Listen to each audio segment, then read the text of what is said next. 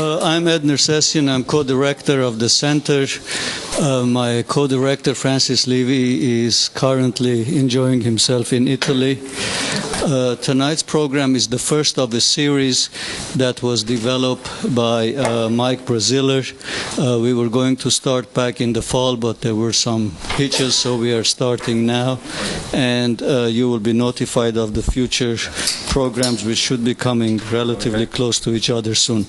So I'll pass the mic to Mike. Thank you all for coming. Within the next few weeks, we'll be sending out announcements of what I hope will be 4 or 5 spring poetry events. In each of these classes, I'll be joined, as I am tonight, by a poet or critic, and together we'll look closely at another poet's work. As the title of the course, Our Life in 6 Lyrical Poems, suggests, the emphasis will be on the artfulness, but also the pressing emotional and psychological concerns of a handful of great poems. We couldn't be in better company tonight than we are with Eamon Grennan discussing Thomas Hardy's great sequence, Poems of 1912-1913. Eamon Grennan is from Dublin. He was educated at University College Dublin and Harvard University, where he received his PhD. He has taught for many years at Vassar, where he is recently retired Dexter M. Ferry Jr. Professor of English. He has published 7 volumes of his own poems, both in Ireland and the U.S. He is Leopardi Selected, won the Penn Award for Poetry in Translation in 1997. His poems appear regularly in magazines on both sides of the Atlantic, including Poetry Ireland Review, Poetry London, The New Yorker, The Nation, The New Republic, and many others. As well as a number of pushcart prizes, he has received awards from the NEA and the National Endowment for the Humanities and a Guggenheim Foundation.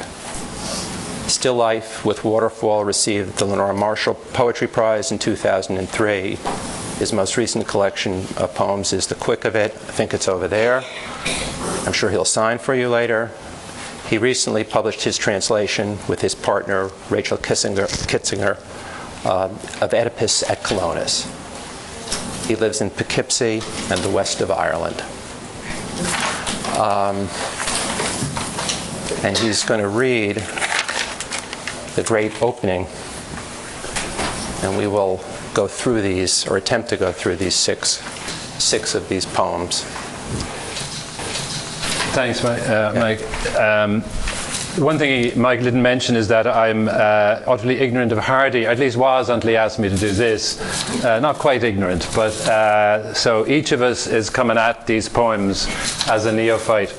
I certainly am, and it was like being in an accident to walk into these poems, I must say, since they have an extraordinary groundswell of emotional and intellectual and all kinds of other force. We thought what we'd do, Michael and I, would be to alternate. Since I need to remember what I have thought, I write it down and then I'll read, but we'll try and make it as relaxed as possible. Michael will then say something about the same poem. We'll read alternately the poems that we've chosen. We said that I'd say a tiny piece about Hardy first, bits and pieces that I've picked up. So for those of you who don't, is that okay? Yes, absolutely. It's essential that you do that, and I'm sorry I forgot that. It's essential that... It's probably better that we just fix him. So Hardy was born in 1840, and he comes from Dorchester. He came from Dorchester in the southwest of England, in Dorsetshire. You may remember Victoria's reign was 1837 to 1901. Hardy died in 1927, so most of his life was spent as a Victorian. Father is stonemason and a violinist. an interesting combination, which in some ways Hardy, I think, partly mimics. And Mother enjoyed reading and folk songs and legends, and one can see, even in the Mother and Father, how Hardy might have been fed by his background. And most of all, he remained faithful to the place he was born all his life. He went back to live there and so on. He was an architect first, from the age of 16, and he at the same time kept up other studies, but he was passionate about churches, buildings and sites. In 1862, so he would have been 22 to 25 or so, or 27, he worked in London as an architect and immersed himself in the culture of the great metropolis in the 60s, and wrote poems. But the poems didn't get published. And then he started to write. He started to write novels. Just to do a couple of dates, he went back to Dorchester. He started to write novels. He made a living ultimately from writing novels. And you probably knew more than, certainly I did, knew more than novels of Hardy, a few of them anyway, Under the Greenwood Tree, or Tess of the D'Urbervilles, or Jude the Obscure, or The Woodlanders, or The Mayor of Casterbridge. I mean, these are novels written between about 1870s and 1895, when Jude the Obscure was published, to an outcry of moral indignation. And Hardy said, well, that's enough of that. And he wrote no more novels. He just stopped writing novels then. Partly because he wanted to start writing poems again, partly because he could afford to. Poetry, as we know, doesn't make a living. Poets don't make a living. But he had made an enormous amount of money, well, an enormous for a novelist, on the serialization of his novels. So he did return to his first love, which was poetry at that stage. He married in 1874, having met a woman called Emma Gifford in 1870. This is close to, I mean, this is connected with what we're doing. He married her in 1874. The courtship was wonderful. The marriage was not. I think that's about it. After a while, it became a very unhappy marriage, though they tolerated each other until her death, which then, of course, provoked the poems of remorse, regret, and other forms of passion. There was a deep lack of compatibility, obviously, after a while. She was cheery and rather simple and refined, and he wasn't any of these things. And she grew increasingly religious, and he didn't. And I think there was a kind of mutual ignoring. I think ultimately she lived like the woman in Wuthering Heights, up in the attic. I mean, she conducted a good deal of her life for a number of years up in the attic. And Hardy sought, naturally enough, comfort, as they say, in other women, though not sexually. The major one being a woman called Florence Dugdale. If you read the poem On the Departure Platform, it's one of the great Hardy poems, Waiting for the Woman, or Seeing Her Disappear. She was the most important. He met her in 1909, and after Emma died, he married her. They had, between his marrying her and their meeting, a sort of platonic affair. I mean, a platonic affair, a sort of affair, but platonic. So in 1912, then Emma died. Hardy was at that point, 62 years old. Was he more? He was 72. He was born in 40. Yeah. What year did he was 72, 1912. 72, that's he was right. 72 years old when he died. Right. She died suddenly, unexpectedly, and as you might say, absolutely. Hardy was traumatized by the instantaneousness of that departure. In 1912, 1913, he writes these poems. He wrote, of course, lots of other poems, but these ones are the most intense expression of the loss and its consequences. He grieved expressively and excessively, I suppose you might say, for the rest of his life, to the disappointment of his second wife, Florence, whom he married in 1914, since the new marriage didn't stop the obsession with the loss of Emma and the obsession with seeing the past and all that followed their meeting through the eyes of a grieving, bereft, and deeply complicated lover, which must have been, to say the least, slightly uncomfortable for the mistress of the manor. I'm not going to do much more. After 1914, he became, he wrote war poems and stuff, and he became a kind of conscience of the nation, I suppose. but he died in 1927. And he was divided, having lived a divided man in many ways. I see division as part of the Hardy point. You know, what we know about Hardy is a kind of sense of division. And even in death he was divided, since his body was cremated and his ashes buried in Westminster Abbey. And his heart was buried in Stinsford, where he was brought up, where his parish church. So Dorchester got his heart. Beside his parents' grave, you'd be interested to know, and in the grave where his first wife was buried. Right. Isn't that so? His heart was buried with her, I believe. With her, with Emma. With Emma. Hardy is full of emblems, really, isn't he? Yeah. You know, there's a kind of deeply emblematic quality to everything we touch, even that, which he had no control over. But the poems themselves are full of emblems. There was about 10 volumes of poetry from 1898. By that time, you know, Hardy is 58 years old, so he only published his first poem in 1898. He's 58. But he had been writing all the time.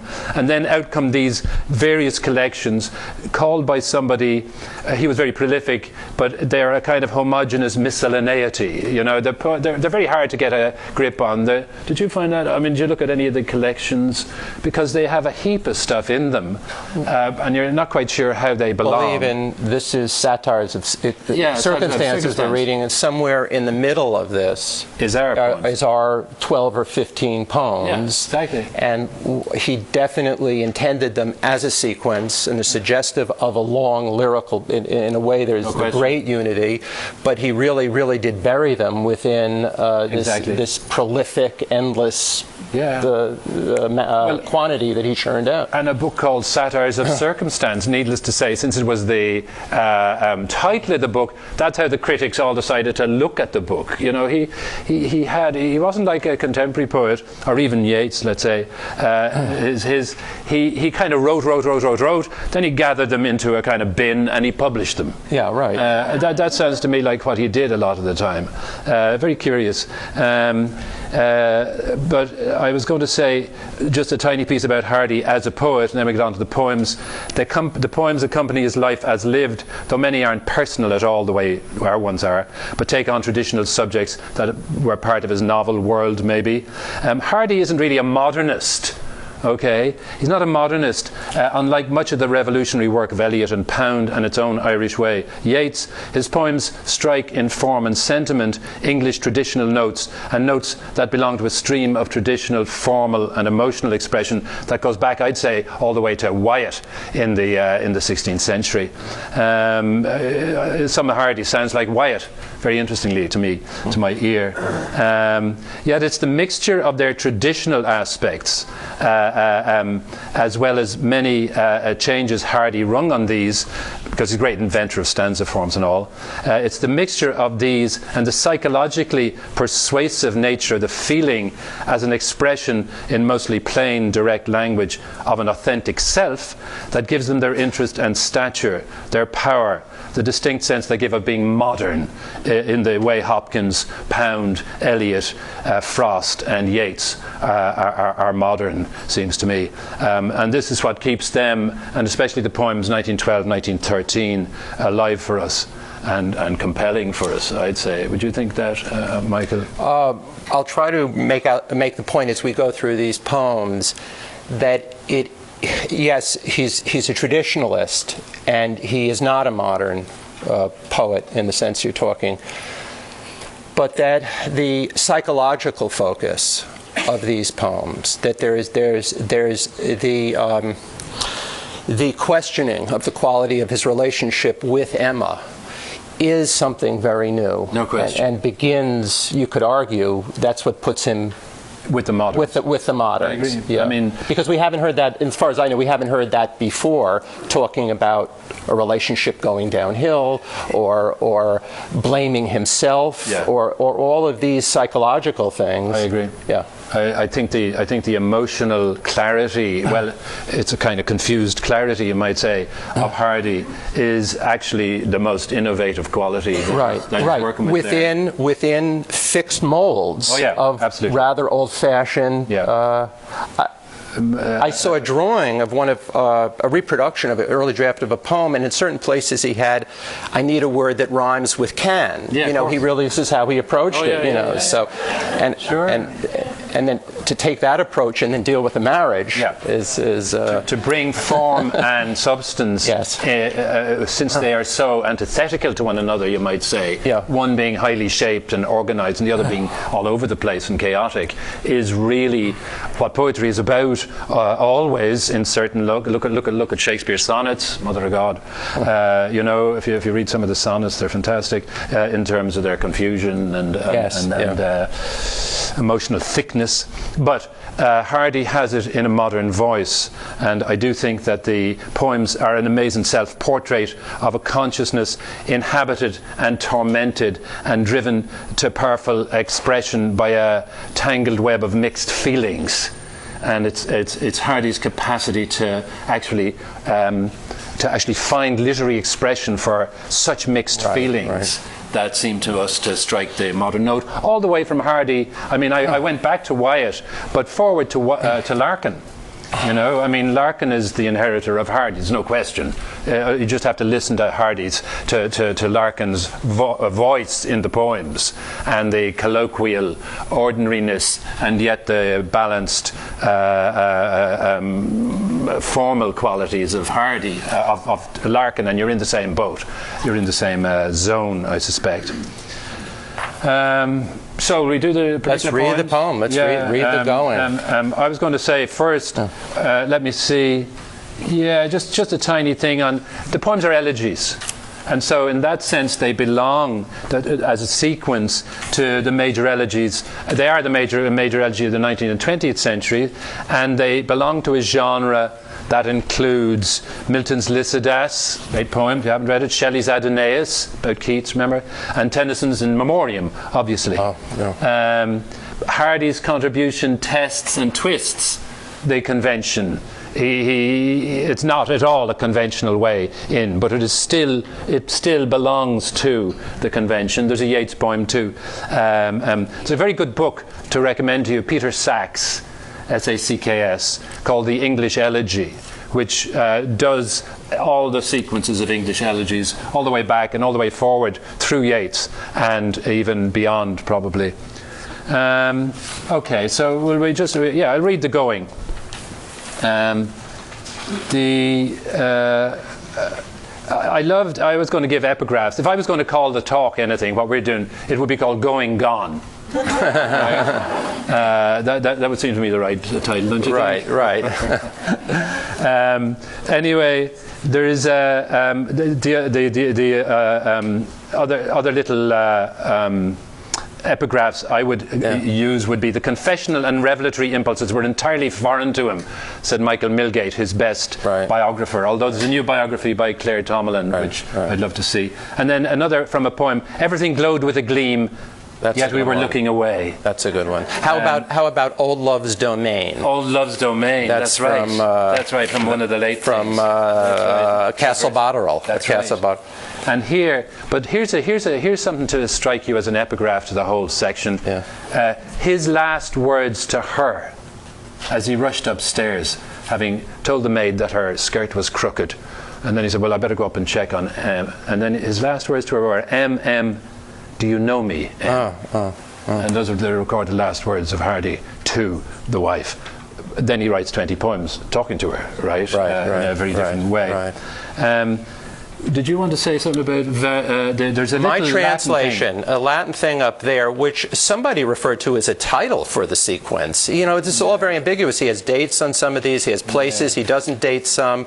You know, but the translation I got was something like the vestige or the spark of an old flame. The marks of an old flame, vestiges of an old flame. Which is fabulous. Vestiges is how the Latin says, but it means marks or remains or prints. That's a great title. I mean, really. It's from Dante. It's from Virgil. It's from Virgil. Yeah, it's actually, and Dante, I think, quotes it. That's right. When we get to where the picnic was, exactly. Think of an old flame. Yeah, precisely. Because there's literally an old, well, It's like talking metaphor and literal, isn't it? Right. So it's what Dido says of her late husband, in fact, to Aeneas, when she says, "You've got the marks of an old flame." She tells him because she's going to marry him ultimately. No, she doesn't, of course. Of course, flame and Dido are a tricky collocation, aren't they, given how she ended? Anyway, the colloquial or metaphoric. I'm fascinated by the fact that the title is very stark. Poems 1912, 1913, and then you have this epigraph, which is very warm, you might say, and the colloquial and metaphorical meaning of old flame comes off the phrase as if uttered in the hollow voice of Hardy's ironic deity in one of his more mischievous moods. You know, I mean, Hardy is talking about his old flame, but each of the poems is a kind of mark or remnant, and between them they compose a kind of collage of flashes. Each which illuminates a corner in the journey that's his mourning, and his mourning his loss, and what happened to his staggered psyche, I would say. Well, one thing it shows, and we should get into the go, I'm dying to hear you read it, but is that with the epigraph and with Poems of Night, even though it's buried in a large collection, he was extremely aware that there is a continuity, there's a connection, there's movement within these poems, there's development, there's material he deals with throughout the poems, and I want to try to look later in the later poems for the shift, for the arc of these 5 or 6 poems. They begin and then he stops. He's working on all of these issues that Eamon has been talking about, all of these psychological and grieving and marital questions and a whole complex of things. And there's movement within the poems. We should be looking for that. Reciprocities within them and development and change. I agree. And we're only doing 6, but there's 21 poems there. I think 19 or 21, 20 poems. And so, there's lacunae. So, but I think what Michael's saying is right. For the 6 points we've got, one can develop a sense of trajectory. We haven't talked about these together at all. So it's whatever he says is new to me, and whatever I say is probably new to him. So that's part of the fun of it. Anyway, here's the going. First poem.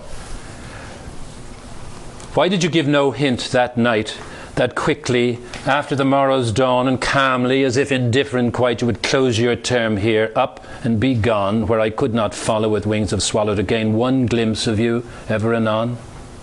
Never to bid goodbye, or lip me the softest call, or utter a wish for a word, while I saw morning harden upon the wall, unmoved, unknowing that your great going had placed the moment and altered all. Why do you make me leave the house and think for a breath it is you I see at the end of the alley of bending boughs, where so often at dusk you used to be, till in darkening dankness the yawning blankness of the perspective sickens me? You were she who abode by those red-veined rocks far west. You were the swan-necked one who rode along the beetling beanie crest, and reigning nigh me would muse and eye me, while life unrolled us its very best. Why then, latterly, did we not speak? Did we not think of those days long dead, and ere your vanishing strive to seek that time's renewal? We might have said, in this bright spring weather we'll visit together those places that once we visited. Well, all's past amend, unchangeable, it must go. I seem but a dead man held on end to sink down soon. Oh, you could not know that such swift fleeing no soul foreseeing, not even I, would undo me so. And then he puts a date, which is a month after she died. She died in November. So anyway, I have a few things to say about that, and then Michael has a few things to say about it too. And what I noticed first is the astounding mixture of tones in the poem. Blame is surely there of the dead person. Why did you give no hint? Never to bid goodbye. Why do you make me leave? distress, desperation, conjuring, reminiscence, remember, joy, mutual blame. Why did we not speak? Regret for what was not done, acute aching at what might have been, resignation, self-abnegation, and at the end, a breakdown into near incoherence. All those dashes and stuff at the end in the last stanza, you know. This mixture of tones draws us away from the comforts of confessional utterance and draws attention right away to Hardy's adjustment of the convention to his own needs. This doesn't sound like an elegy in a certain sense, you know. It sounds much more too intimate almost to be an elegy and too abrasive, you know. And I'm also struck immediately by the way Hardy's language, his diction in its plainness, our direct immediacy, its colloquial simplicity, its sense of speech directed at the dead woman. You could hear that maybe in the way I broke across the line instead of obeying the form, which Hardy does all the time beautifully. And this is a great agent of emotional charge and makes me participate in the terrible, incurable circumstance which the poem is allowing me to see into by this quickened light, by these sudden bursts of emotional lightnings that illuminate the state of the speaker's consciousness. His whole self gathered into his language in flashes, each one lodged in a separate stanza, and that illuminating the life paralyzed and numbed by grief and the sense of grief's fundamentally unassuageable nature. And then he says, the poem has brought us, I'd say, the poem brings us into his own as private as a quarrel or an overheard conversation or of endearment between a married couple in which anything could be said, but it's all slightly embarrassing. Only the form itself, stanzas, rhymes, the rhythms that keep jostling. I'm just going to get technical for a minute just to say it, don't worry about it, but it's a basic two-stroke iambic rhythm with two-stroke dactyls, dadam, and three-stroke anapests and two-stroke spondies. Okay, all the formal possibilities of metric he's actually using, and yet it never breaks the thing down. The thing never breaks down as a result. He manages to have this iambic phantom behind it, which is the normal rhythmic template for English verse. But he's doing so many things with that. Maybe you'd like to say something, Michael, about it. I might have something. The funny thing to me about poetry is I liked your reading, and I agree with your interpretation. There are tones of a new kind of intimacy, or an intimacy new to poetry. I think fairly, you know, this is unique. And yet one could argue too that there's a gentler tone to it too, or the two, there's a nice friction. I mean, some of this, if you look at the third stanza, why do you make me leave the house and think for a breath it is you I see? So it could be read the way you read. It's there. It's in the poem. This sort of ambivalence or contradiction or not a contradiction. It can be read really both ways. It can be as a lovingly gentle, soft reflection upon her, or it can be read with a blaming, with this tone of blaming her for not having informed him or indicated, or as he says, given a hint. Yeah. Now, to get. So what else can we say about that? I'd say doubleness is what we're going to say. That Hardy exists in a two tones at once. Two tones at once. Yeah. Which is poetry is always the attempt to say two things at the same time, I suspect, or at least two. And there is that sense in which doubleness is of the essence here, a division and doubleness. And Hardy's tones here are mixed. I quite agree. And whichever way you want to weight it, you always have the other one shadowing the choice you make. And I think, and among the other things, Hardy, there's in stanza 3, we saw seeing, you know, and he sees her in the garden and so on. And he sees, and that happens a lot of the time. And then he doesn't see because he's yawning blankness. Mother, that's a terrifying phrase. He gets that instead. And there is that kind of conjunction of material skepticism accompanied by the will to believe. That is at the very center of Hardy's psyche, I imagine. He is on the one hand a materialist. This is it. The matter of things. And on the other hand, he wants to believe, right? He wants to see her. One of the really unique things here, or one of the almost inexplicable things, is sort of this desire. That stanza, why do you want to make and think for a breath it is you, at the end of the alley of bending boughs, where so often at dusk you used to be. He wants to see her again in voice, in form, and yet he's also constantly reminded, till the perspective sickens me, he isn't seeing her, and he's worn down by it. Right. He's on the brink of almost a kind of hallucination throughout these poems.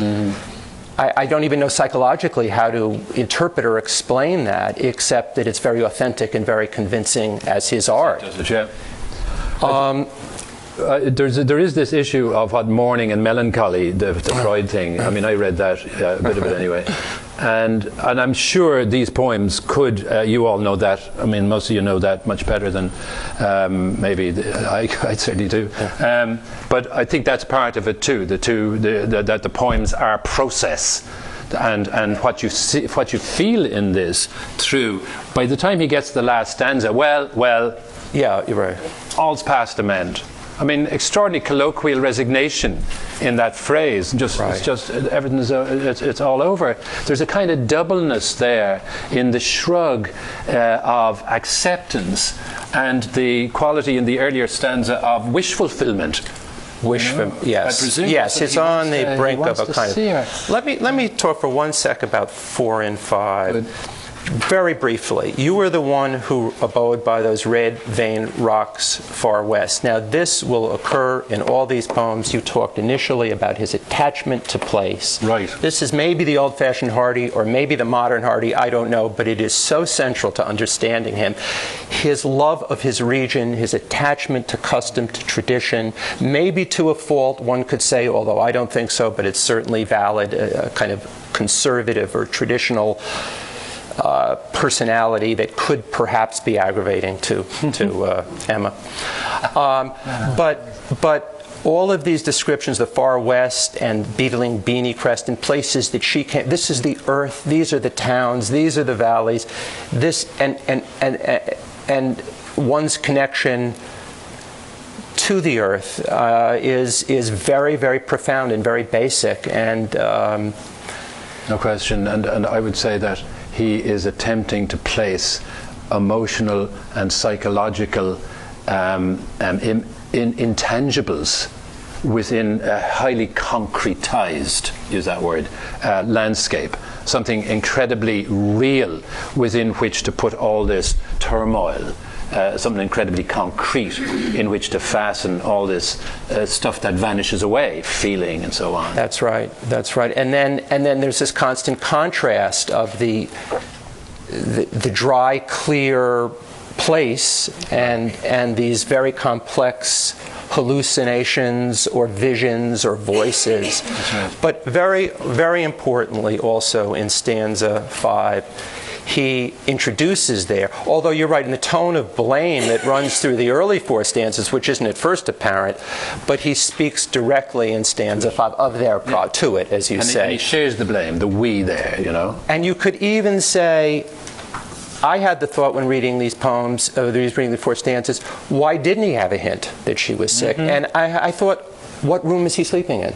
Yeah. No, I mean, that's, well, she's up in the attic. And I don't know if anybody else had that. Well, we know biographically she was in the attic, but within the poem, exactly. You read it and you say, well, why wasn't he in the room with her? Yeah, right. I think there is self-blame, and I would say that the sequence as a whole moves towards self-acceptance. I agree. Okay, and I agree with that, yeah. Although I think he blames her too in the beginning as well, because I think he's honest and he can't not allude to, even so subversively, as it were, under the counter, he can't not allude to the fact that this wasn't a happy condition.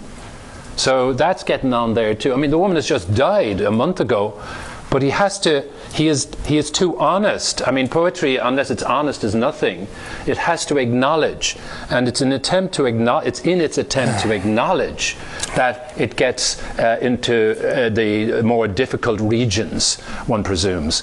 I think this poem, by the way, divides into two parts: the first three stanzas and then the last three stanzas, because the last one is the second half of the poem. The very simple resignation occurs, okay, but the first is much more and then in the end he just kind of says, well, it's, and he uses it. Look at the line, unchangeable. Right. All's past amend, unchangeable. Right. Huge big word right there, big solid word. And then I think at the very end he says that, oh, and so on, you couldn't know ... and dashes. Right. I mean, the amazing thing to me is he holds on to a formal poise, and at the same time he expresses distraught self-destruction. You know, it's one way. You couldn't know how much this is bad for me, etc., etc. Anyway, there's lots of other things to say. There is. I mean, I don't think we will say them, because otherwise we're here till midnight on the second poem. Don't you think that? Yes. Okay, let's see. And again, there'll be question and answer afterwards, and there's no end to it, really. I mean, I've been reading these for many, many years, and yes.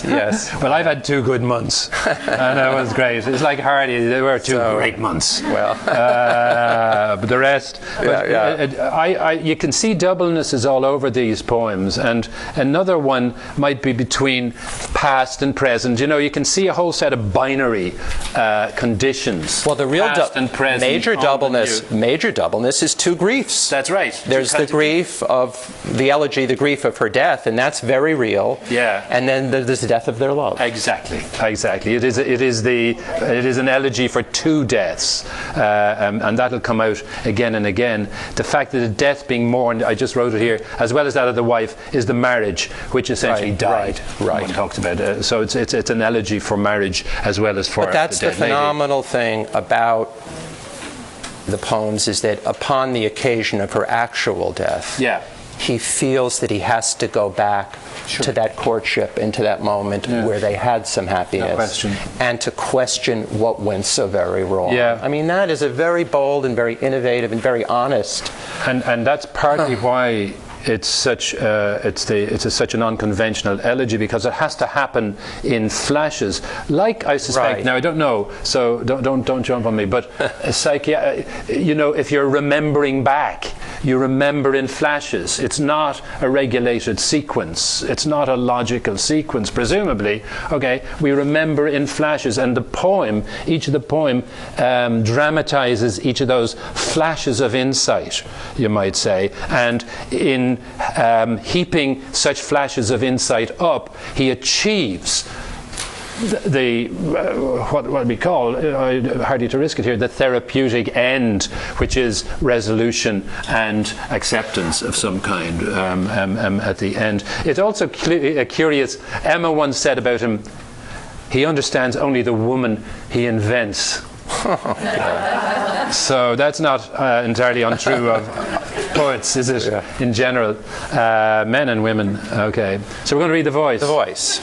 Okay. Woman much missed how you called to me, saying that now you are not as you were, when you had changed from the one who was all to me, but as at first, when our day was fair.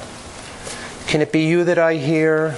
Let me view you then, standing as when I drew near to the town, where you would wait for me, yes, as I knew you then, even to the original air blue gown. Or is it only the breeze in its listlessness, traveling across the wet mead to me here, you being ever dissolved to wan listlessness? Different text. You've got a different text, that's all. I don't know where you got yours, but I have this one. It is true. You continue, and then I'll go back to that. Well, those were handed out, what you might have, so I'll read that stanza again, but this is the right one. No, where that it might be in an early version. So part of this was retyped. So I'm sorry for that. I don't know what it says. It might have been. Okay. Pay attention to the reading. Right. Or is it only the breeze in its listlessness, traveling across the wet mead to me here, you being ever dissolved to wan wistlessness, heard no more again, far or near. Thus I, faltering forward, leaves around me falling, wind oozing thin through the thorn from norward, and the woman calling. Let me just say one word, and then I'm going to... No, you go ahead. Okay. Go ahead. I'm going to pick up on a point you made. If you look at the first stanza, and we talked of this dualism. Right. The tense is so awkward that it's almost hard to know what he's talking about. It's very important to literally unravel that first stanza. First instance, saying that now you were not as you were. But what is he talking about? That she died, or that she wasn't, as an older woman, the same as a younger woman, or that their marriage was different than it later became. When you would change from the one who was all to me, it's a little nicely confusing. But I think he's referring to the time after their 3 or 4 year courtship, when she changed. She was initially all to him. And he's very lucky that he had that experience, and we'll get to that too. Absolutely. And this is one of those things about poetry. Poetry works by lines. And there's a kind of unitary, sense in a line. And then there's that lovely thing called enjambment as you walk onto the next line or flow onto the next line. If there's a pause at the end of the line by grammar, punctuation and stuff, okay, you stop. If there's not, there's a phantom pause, but the line has worked as a kind of single thing. You were not as you were. Well, fair enough, she's dead. Okay, but no, you were not as you were when you had changed from the one who was all to me. That's a very different meaning, but you get, the lovely thing about poetry is you have two kinds of making sense. The line makes sense, and then the sentence that is composed of lines makes a different kind of sense very often. And so it's the dance between the two, and I think that's what you noted there. This poem, by the way, follows a poem called The Haunter in the sequence, which is in Emma's voice. And so this poem seems to be a response to her calling up at their past when the life of love burnt between them, in the place where she says in that poem, the past is all to him. Okay, so this, as if he'd heard her, he's responding. Okay, and that to me emphasizes the fictive elements, the poem as a sequence, a story, a kind of dialogue that consists in two voices that can't really connect with each other, very much like the marriage. Okay, that she speaks, he speaks. There is a kind of dialogue, but no final connection. The very end is something else. There's one of the things that strikes me about this poem, of course, is the rhythmics of it. Woman most missed, how you called me, called me. These are what's known as dactyls, I think.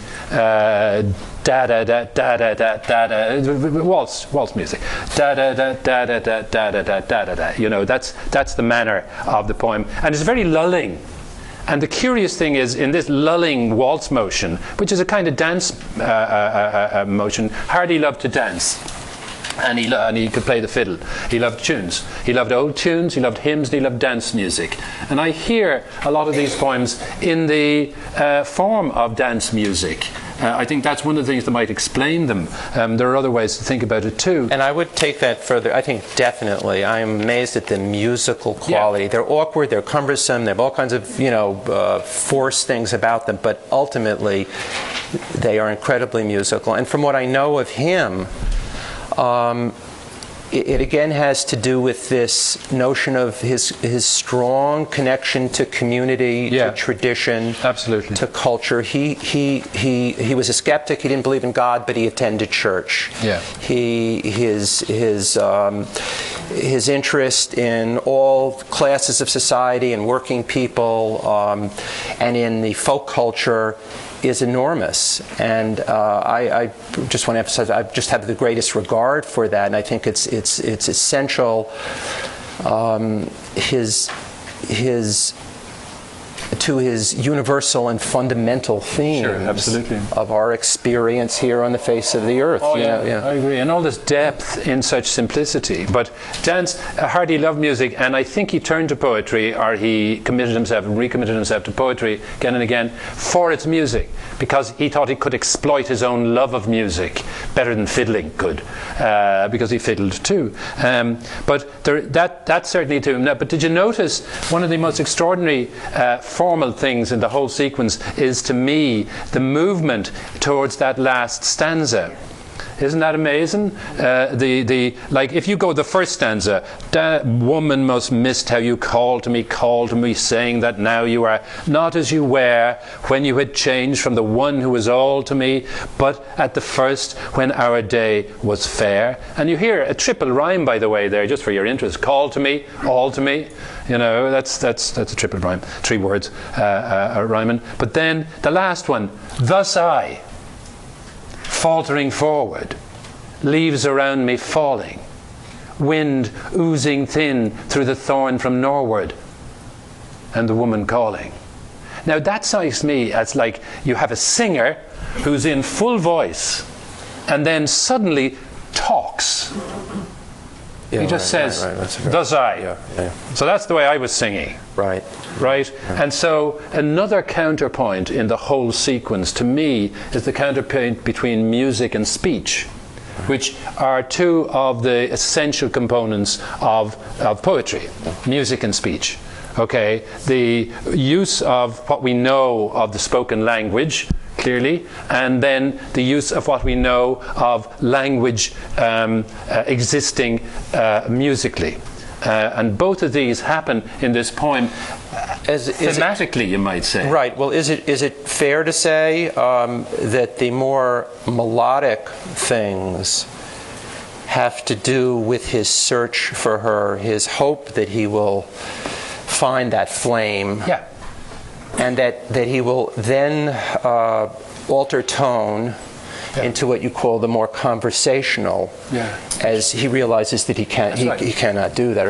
Again, it's back to wish fulfillment, which provokes music, and hard, material, factual realism, which provokes speech. You know, to make these big binary kind of separations, once again, would be there. And I just love that. That, to me, is Hardy's great achievement as an artist, is to mix music and speech in precisely the way he does, and to give him, as a result, an utterly inimitable voice. Yeats does it one way, Eliot does it another way, George Herbert does it another, Elizabeth Bishop does it another, Robert Lowell does it another. This is Hardy's way. And this is Hardy's way, and as Michael's saying, part of it looks back with that dance tune, and part of it looks forward in that last stanza. Right. There's a nostalgia for her. That's right. And a nostalgia for the things he heard as a child. That's right. That's for nice. His childhood, That's for nice. his boyhood. And but the poem, in a certain sense, let's see, is a kind of trajectory towards the disintegration of something realized that will not be changed. We're back to that again. He's faltering. Right. Look at the words there. Right. Faltering forward. Leaves around me falling. Leaves around me falling. He's in autumn or winter. I think that seasonal aspect, as well as the landscape aspect, creates what you might call a symbolic context for what's going on in the poems at the emotional level, you know. And it also, to me, always suggests the degree to which Hardy is so alert to the cosmic and the quotidian, to the large stuff and the small stuff at the same time. He's able to hold these opposite thoughts, you might say, in the same, in the one place. Maybe we should go on. I'd say. Well, no. Yeah, we'll circle back. We should go on. You're going to read His Visitor, which, like the poem you mentioned that comes before, is in her voice. That's right. And it's almost as if you talk of wish fulfillment, he now can hear her speak almost. Exactly. She's become real. Yeah, although what she's going to say is not she's a little pissed off. Oh, yeah, a little pissed off. Okay. I would say, by the way, vis-a-vis what we were just saying about music and all, I'd say it sounds to me as if Hardy is composing by ear and fitting his phrases in ordinary language into the containers of an ear-wrought music that's connected with ballads, song and hymn. All of those traditional things Mike's talking about, that Hardy was absolutely immersed in and felt absolutely in tune, so to speak, with. And it's the musical content that makes me think the sequence with its shifts of mode and feeling as a kind of leader cycle. Think of it like you might think of Schubert. Think of these poems as sung things. I believe they'd be, I don't know if maybe they have been, God knows. But they are, each one they're about lovers, right, leaders, are love poems, always, requited and unrequited and all that. But in this case, they're spoken leader, as you might say. But I think that mix of the musical and the spoken, and the way I think Hardy is composing by a music, because that's why he's kind of tricky, because it's hard for me some of the time to actually see the metric and so on. Did we determine if each form is different for each poem? Because that goes along with what you're saying. It's pretty much, he doesn't repeat the same. No, he doesn't. The same stanzas. So he's very conscious of alternating form, right, in a melodic, in a sequence of musical, that's right. And voice. So this is a leader duet. The woman comes in to sing some of the songs, and one can imagine setting this. I'd love to be a musician and say what an ambition that would be. Set Hardy's poems 1912, 1913 to a song cycle, between a woman and a man. It'd be great. Anyway, he said himself, by the way, somebody says he displayed from an early age an ecstatic sensitivity to music. That's Hardy. Yeah. And that he loved dancing, as well as opera, hymns, and the rituals of the Church of England, all those things. Good man. To be honest, he said himself, I am never tired of music. All right, so that's the music bit. All right, let's read The Visitor. As you can see, there's heaps more to say about all of these things. His visitor. But His Visitor. And it's called The Visitor in some other versions. Oh, is it really? Yeah, I've seen that. What's all on yours? I'm sorry. His. Okay. No, his and mine too. Well, we should have referred. I should have come up. I don't know. Okay. Anyway. And to me, it was interesting reading this poem because for about 6 lines, I didn't know it was her. And I think that's true. You just read it, you're reading poems, and you just hear, I come across from Mellstock. Well, fair enough, Hardy's on his way over from Mellstock. Okay? And it wasn't until she got to she didn't need the door to be opened for her, that I said, oh, my God, she's going through the door. For one reason, obviously, she's dead. Okay. I come across from Mellstock while the moon wastes weaker, to behold where I lived with you for 20 years and more. I shall go in the grey at the passing of the mail train, and need no setting open of the long familiar door as before. The change I notice in my once own quarters. A formal fashioned border where the daisies used to be, the rooms new painted and the pictures altered, and other cups and saucers, and no cosy nook for tea as with me. I discern the dim faces of the sleep-wrapped servants. They are not those who tended me through feeble hours and strong, but strangers quite, who never knew my rule here, who never saw me painting, never heard my softling song float along. So I don't want to linger in this redecked dwelling. I feel too uneasy at the contrasts I behold, and I make again for Mellstock, to return here never, and rejoin the roomy silence and the mute and manifold souls of old. Pretty devastating. But he wrote it. Remember? Yeah. We're almost convinced she's there for the minute, that she is speaking, but it's Hardy making her speak. And that's the primary thing we have to make sure we don't forget in this poem. And what's he doing by making her speak like this is a question we could spend all night thinking about. Yeah. But I'll just read just a tiny piece about it. Calling his wife a visitor to her old home is the first irony, right? Then, given what the dead woman says in this poem, it also can be Hardy's way of doing the work of mourning for himself, of proceeding from the fictive consolation implied in the haunter, who said, the other poem she spoke, straight to his side I go. She talked about accompanying him everywhere. You know, and that's a very consoling thing for for him to have heard say. But this isn't it. It goes through from the haunter consolation, through the desolate, distanced, unattainable, but nonetheless abiding presence. She is at the end of the voice, and the woman calling. But she's really just a ghost. The wind, the ghost. She's a presence out there but she's kind of negative for his emotions at the end of the voice. And now there's a state where the death is actively embraced by the dead woman herself.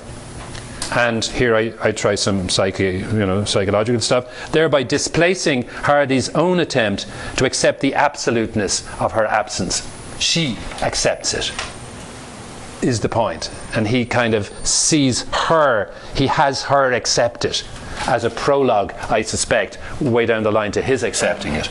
But at the same time, this strategy allows him to receive absolution for the guilt and blame her sudden death has made him suffer, I think. Anyway, I thought there's a number of other things to say about this. Once we have acknowledged that it's her after she moves through the door without opening it, which is a rather wry way of saying, I'm a bodiless ghost. Once this is discovered, we have to admire the normal tone of voice. It's wonderfully colloquial, isn't it? And yet you can hear the thing being shaped. But the utterly persuasive colloquial ease which Hardy gives to the dead woman.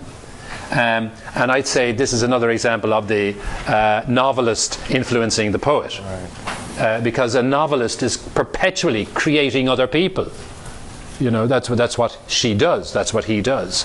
And this is an example of how that novel Hardy influenced the poet Hardy. But also look how he breaks into music at the end of these. This incredible, but particularly lovely, and need no setting up of the long commit, as before, as with me, float along. So it's doing what you're saying, but then it drifts into this music in very unique sound, delicate, sympathetic. And I would say then at the very end, look at that last stanza. It's as if in each poem we've seen, there's a curious journey in which Hardy begins in one mood and ends in another. At least very often that happens. Right. And in this mood, she has begun with ambition. And then she sees, oh my God, it's all changed since I left. And then the last stanza, which begins with so. Yeah. I don't want to live. So, right. The determination of her own acceptance of having been exorcised and excised and airbrushed out of that particular zone, right. Which new wallpaper, where there was a kind of wild little garden of daisies, now it's well trimmed. Well, she does give us a specific insight, or this voice gives us, or Hardy himself, right, in his self-blame, indicates that she was perhaps the more artistic one, and so she had a greater love of a sensuous life, of play, of fun. Right. He doesn't like his own taste. Yeah. He's redecked this place. I love redecked. So dismissive. Yeah. You know. But listen, it stands to a formal fashion border where her daisies used to be. He's speaking of himself. Yeah. And how sort of perhaps stony or rigid, which is another inexplicable thing, intractable, inexplicable, and unchangeable thing that he's stuck with now. That's right. also, don't you love the fact that I discerned the dim faces of the sleep-wrapped servants. They tendered me. What did he say? They're not those who tended me. And here's that word tender inside tended. And then you suddenly feel they tended me. And you can't but not feel that what she's also saying is you didn't. What he's allowing her to say is you didn't. And they looked after her in feeble hours and strong. And now they're strangers. And they never saw me painting. And they never saw me singing. And they never knew my rule here. And then I love in the last part the discretion and understatement of her horror when she just says, I feel too uneasy. It's the normality of that. There's, this is stuff. This is ghosts. This is Gothic possibility. This is stuff that could be, what's the story, the Henry James story, the turn of the screw stuff, she's a face at the window. But no, I feel too uneasy. Now, when the ghost says, I feel too uneasy, you have a very special kind of ghost. And you have one of peculiar tenderness of feeling. I think that's what we're hearing in the way he shifts the language there, too. But you do see the dynamic between the two. No question. And it's not the Hardy's. And it's not, right. In fact, he idealizes. You could say throughout the poem there's a tendency to idolize her, which, if it really is Emma, it sort of has to be kind of, but is an idealization because she had enormous problems that increased through time and apparently was a great embarrassment to him, and a lot of people felt that he had outgrown her in many ways. So they each have their point of view. Both are true. Sounds very familiar. What? The poems are a reparation, aren't they? They're what they do in South Africa. What's it? Truth and what's the truth? Truth, justice, truth and justice, truth and reconciliation. That's right. Yeah. So that's what he's after: truth and reconciliation, in some way. And in order to do that, you have to admit. You have to then be forgiven. And there's something in which the sequence is the attempt to find that particular condition for himself. The form of this poem is odd too, didn't you think? I thought it was fascinating. I come across from Mellstock while the moon wastes weaker, to behold where I lived with you for 20 years and more. You can hear each of these long lines, which are about 14 or 15 syllables, breaking into something, breaking into two bits. And I'll just say one thing about it. I don't recognize. But at the end, how he ties it, he slows it down. Absolutely. But he said you can still break it into two. I don't want to linger in this redeck. Da da da da da da da da da da. That's ballad. It's as if you could divide each of those lines and you get an 8/6 ballad, which is the traditional English ballad meter. Da da da da da da da da da da da da. That's ballad meter, okay? And he's using it, but he's doing it, as Michael is saying, he's inventing a version. He's playing variations. That's another thing he does. He's playing variations on traditional modes, I suppose. And the music and speech stuff is there. And as one would want to say, I'm sure there is, but we won't worry about it. Well, let's plow forward. Talking of music, I'll try to do justice to After a Journey. This is, thank you. You have the great delight, this at Castle Botterill, which comes after this tremendous poem. But, okay, here we go. This is the actor in both of us being frustrated and coming out, right? Want to perform. Here too I come to view a voiceless ghost. Whither, oh whither, will its whim now draw me? Up the hill down till I'm lonely lost in the unseen water's ejaculation awe me. I'm so sorry. These. That's us, though. No, but they got a different. Where did that come from? It was. No, I can't. So. They were. I think it was. I think these are early versions. No. The second They said there are two versions of this. And the second one seems, I'm sorry to say, but it seems better to me. Like, Well, like if you can, what you've got to do, what happened is that they were retyped. I sent the original poems up to the center. They had to be retyped in order to be emailed out. And I assume somewhere in there that some creativity took place. I think it's just an earlier version. No, because I sent him these poems. Oh, that's possible. That's possible. I think the typer found them in another edition, and it's earlier edition. What?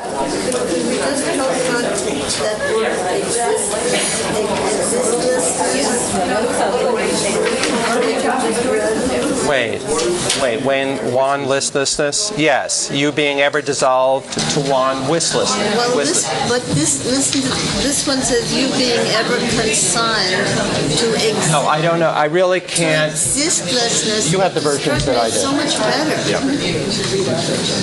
These are earlier versions, and I think we just presume they are earlier drafts, and what we're reading We're working are from the actually collected, later drafts. the final collected That's as simple as poems. that. But existlessness, he changes existlessness. It's too abstract to one wistlessness or listlessness, whatever, which is much more emotional. Existlessness is a big, I mean, I can see the reasons for changing soliloquies to ejaculations, for one thing. It's much more interesting, to say the least. So for what else happened. you think what happened is that serial changes? I don't know where these came from. I think this was an earlier. There were two. We have the collected, which came out in '36 or something, and I read somewhere that there are earlier. Well, as he went on working on them. That's right. So probably what these are is earlier drafts. Yeah. And what we're Not very dealing much with, earlier, just pre-penultimate. what we're reading from is his collected. I apologize for that. I think we sent somebody, as you said, maybe went online or found an old edition, took the titles. Next time I will. So, but yeah. I think it's very interesting. It'd be interesting. Because Treat it this that is way another as part issue. of it. This is another issue, and it's the whole issue of what happens with revision and why revision. But that's not our. That's not our brief. Well, let's make it what? 36, I think. 18 or 19. 19. Yeah.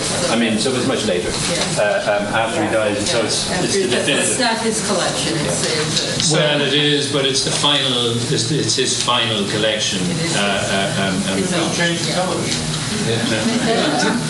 Anyway, okay. So After eternity. listen to me, and when you see differences, don't object, but listen to them, because what you'll have seen is alterations that the author made. It wasn't intended, but you'll get an education as to corrections he made. What I'll be reading for are his final versions. And again, I apologize. Yes, I certainly will. Here too I come to view a voiceless ghost. Whither, oh whither, will its whim now draw me? Up the hill down till I'm lonely lost, and the unseen waters' ejaculations awe me. Where you will next be, there's no knowing, facing around about me everywhere, with your nut-colored hair and gray eyes and rose flush coming and going. Yes, I have re-entered your old haunts at last. Through the years, through the dead scenes, I have tracked you. What have you now found to say of our past? Scanned across the dark spaces wherein I have lacked you. Summer gave us sweets, but autumn wrought division. Things were not lastly as firstly well with us twain, you tell. But all's closed now, despite time's derision. I see what you were doing. You were leading me on to the spots we knew when we haunted here together. The waterfall above which the mist bough shone at the then fair hour, in the then fair weather, and the cave just under, with a voice still so hollow that it seems to call out to me from 40 years ago, when you were all aglow. and not the thin ghost that I now frailly follow. Ignorant of what there is flitting here to see, the waked birds preen and the seals flop lazily. Soon you will, dear, soon you will have, dear, to vanish from me. For the stars close their shutters and the dawn whitens hazily. Trust me, I mind not the life flowers, the bringing me here, nay, bring me here again. I am just the same as when our days were a joy and our paths through flowers. I would suspect that, I'm going to say a few things about it, and then Michael will too. It comes 3 poems after his visitor, which begins, I come across from Mellstock, and ends with this ghostly silence that we just saw. And given that this one begins, here too I come to view a voiceless ghost, you can again hear one poem responding to another poem. Well, and the other poem is called The Voice. So that's sometimes right. She's a voice and not a figure, and here she's a figure and not without a voice. Exactly, yeah. Exactly. And so there's all kinds of complement and counterpoint. The first thing to note, aside from the fact, is the tone of exhausted pursuit that I hear in the poem, and its slight edge of blame again in the lines that attest to the speaker's condition as a result of the whim of the dead woman. I mean, he doesn't use the word whim lightly. And when he says, oh, whither will its whim now draw me? You know, we're thinking, I mean, literally, and we're thinking that there's an emotional element there. I think, too, the sexuality of the representation is also notable. He's awed by the water's ejaculations and by the dead woman's omnipresence, a presence he gives fairly fierce sexual life to. He names her nut-coloured hair and grey eyes and that highly suggestive rose flush coming and going.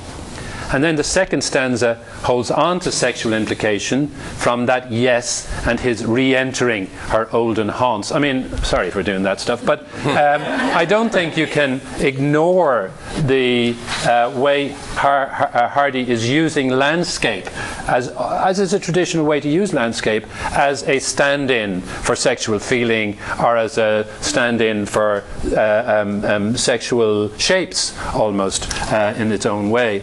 But having, well, let me see what else I could say about it. I'm just jumping here. In her view, yeah, he allows her to be the critic again and imagines her description of the difficulty of their marriage. Yeah. What would you say now? In her view, he says, on her behalf, summer gave us sweets, but autumn wrought division. And there's that word that stands at the very centre of the whole sequence, the word division, cuts right to the heart in a single word. Or will she say things weren't lastly as firstly well? And then there's all that about what exactly is closed now and what does time's derision apply to. At that point, whether it's her speaking, implied, or his speaking, is up for grabs. And once again, in a Hardy poem, we are confronted by some ambivalence, some doubleness of possibility, something that will not let us have a fixed, final, and certain notion. We have to keep things poised. The ambiguities of speaker and meaning suggest something at the psychic ferment of the poem, and the way in which the burden of blame keeps getting shifted about in this poem, from her, the whim stuff, to the speaker, and then to time.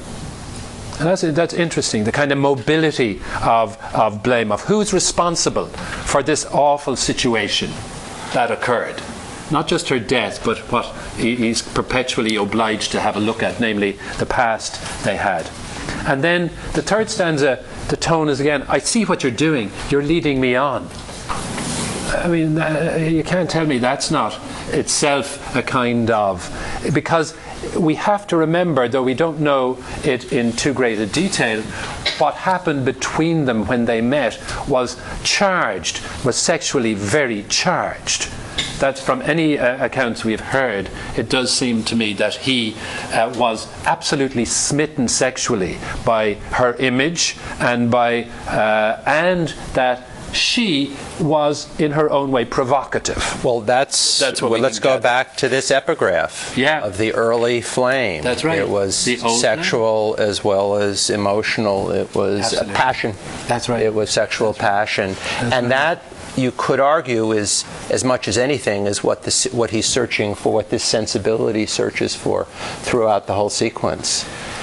He wants to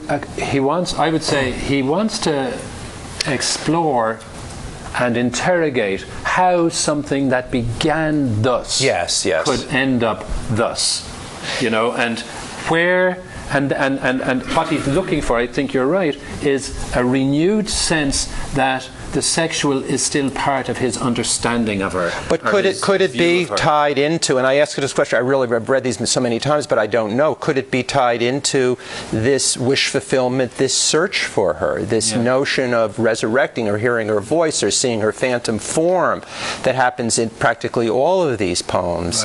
Right.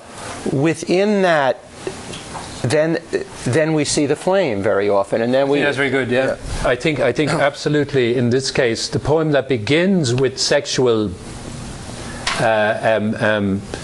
allusions, which have a slightly negative connotation, lead me on, whim, implications of provocation, that he was the powerless one and she had the power in that sexual realm, becomes at the very end, very interestingly, something quite other, because he says, "Trust me, I mind not, though life flowers, the bringing me here. Nay, bring me here again." Now, that's the moment of peculiar change in the whole sequence, where he, on the one hand, we've just had a poem in which she says, "I'm never going to come back here. I'm going to go back to Mellstock and bury myself." And then he finds her again after a journey, and then he acknowledges, but he's doing it. It's his choice to say, "Bring me here again." And I think the fact is that there is in him a feeling of resolution, that he can deal with pain at this point, provided that he can summon her so completely into the realm of his own imagination. I also think we can find there's a curious fact of equivalence between them when he says haunting here together. Remember, he uses that word because we say he was just haunting the place. Right. But she's a ghost. Right. So she's really haunting it. But then when he says haunting here together, he has unified them once again. And there was something also in the change of tone in a line of what sounds like the most tender of utterances he has managed so far. "Soon you will have, dear, to vanish from me." Now that's very different from what the stuff he was saying earlier. It's just difference in the whole touch of it and in the rhythm of it. You're going to have to vanish away, dear. As if it's not in either of their power to orchestrate that. You will have to vanish. Now, he also then talks, dawn is coming, so ghosts have to go like Hamlet's father when dawn comes. Okay? That's traditional. But the phrase itself, the line itself, is full of tenderness that we haven't met before. We've met a lot of other things, all kinds of emotional stuff, but tenderness, when he says you will have to leave me to vanish from me, and not only is the dear a surprise in its direct intimacy and untinged by any bitterness or resentment, but the locution, she's essentially forgiven for going, since you will have to vanish suggests her going is determined by some external force. So remember that first poem, where'd you go? Now you will have to vanish from me. We've gone, and that's what Michael's talking about. The trajectory is towards the attempt of Hardy to reconcile himself. And curiously enough, he does it in that moment of in that moment where the sexual is revived as part of his imaginative apprehension of her. And that's where he can use the word dear in a way that feels far more authentic than it had. I think he used it in one other poem. Even there is a general truth there, day is coming and so on. But here in the description of the stars closing their shutters and dawn whitening hazily, there's a kind of gentle domesticity as the cosmos itself becomes a dwelling with its own needs that have to be observed. And then in the following lines, the speaker establishes a kind of common bond with the dead woman, and both of them are united against lowering life that looks angrily at them. But they are together. It's as if they were lovers again and dealing with the circumstance of a difficult parent. Oddly enough, that's precisely what Hardy had to deal with, a lowering parent. The daddy thought he was deeply beneath the claims of his daughter, and wanted to. He apparently, one anecdote is, I think he called him a churl, a peasant, as Hardy was. He'd come from peasant stock, obviously. But the lovely image here is if the lovers, like Romeo and Juliet, have to deal with anger on the part of life. And I like and this is a breakthrough to his most affirmative response to what happened when he says, "Bring me here again." And then, most amazingly, "I'm just the same as our days were a joy." Our days were a joy. Now, if that isn't transformed self. That's right. God knows. That's right. And that could be the quest of the whole sequence. Yes. And listen, again, you talked again of blame and her questioning of him. But look in stanza 2, and then it gives way in stanza 3 to this kind of building ecstasy. Yeah. Once he's done with the blame and can put it aside, all of these things are in operation at the same time. No question. Even the fact of her being sexual, you were all aglow, all that rose flush coming and going, right? And then, not the thin ghost I now frailly follow. I didn't catch even the word aglow. Here we are again with flame and with passion. That's right. And but he acknowledges both facts. She's a ghost, but she's not a ghost now, because his imagination has managed to reignite something, her image as well as everything else. Now, I think on a literal level, I'm not sure of this, but this poem, After a Journey, doesn't have a date. It mentions this bay, at least our version. Yeah. Pentargon Bay. Pentargon Bay. I think that's in the West, and I think he made a pilgrimage. I think here at this poem, he has returned to the old haunts, that Hardy actually in life did this. That's right. Probably was doing it all his life. There was nothing like that. Not only did he do this, but he wrote a letter saying, "Oh my God, I'm glad to get home." Which was home for After him? Her this. place, or when he got back? When he got all the way home. But in other words, he said in a letter he didn't enjoy that journey. But that's the poem that came out of it. Yeah.